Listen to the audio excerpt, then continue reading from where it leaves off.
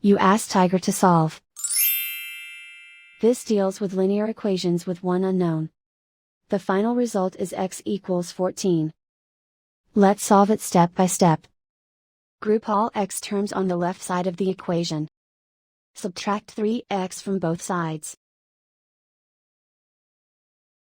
Group like terms. Simplify the arithmetic. Group like terms.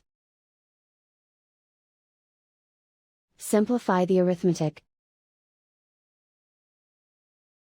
Group all constants on the right side of the equation. Add 12 to both sides.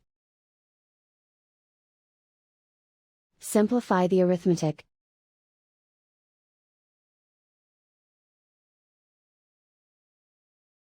Isolate the x. Divide both sides by 3. Simplify the fraction. Find the greatest common factor of the numerator and denominator. Factor out and cancel the greatest common factor. And so the final result is x equals 14.